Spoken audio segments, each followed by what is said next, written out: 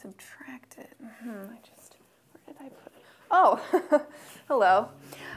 Today's question actually comes from a guy named Paul, who I like to call Sweet Paul. Paul wrote and said, "Hey Joy, if you're such an expert about relationships and marriage, why is it that you're still not married?" Well, Paul, I am obviously an expert since I have glasses, a yardstick, pens in my hair, and I can point to things on a whiteboard with pie charts and keys and graphs. But I want to be open and honest with everyone of why I'm not married.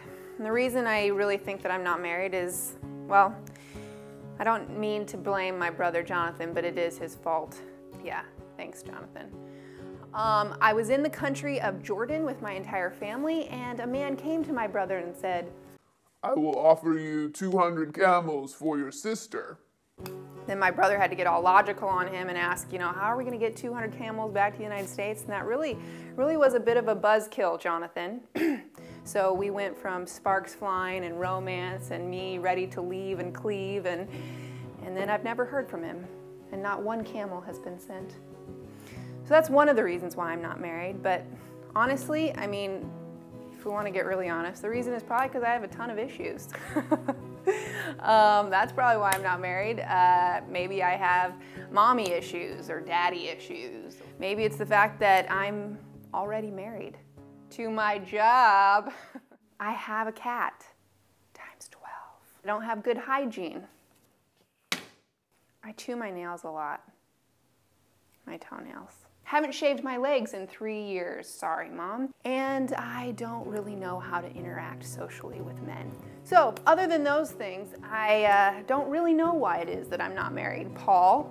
But I think a lot of us probably could take stock of the different things that have affected us, and it probably is pretty easy to go, well, it's my family of origin issues, or it's my past wounds and my relationships. Those are the reasons I'm not married. And I could say all of those things. I do have issues, but I don't want to do that. I don't want to play the blame game. What I want to do is focus on who I am now, where I'm going, and how am I developing to become a woman who is ready to partner with somebody. I've never claimed to be an expert. In fact, I give disclaimers on my site saying that I'm not one. I say if this is a serious issue, you need to contact the police or your local church or a professional counselor or a psychiatrist, Paul.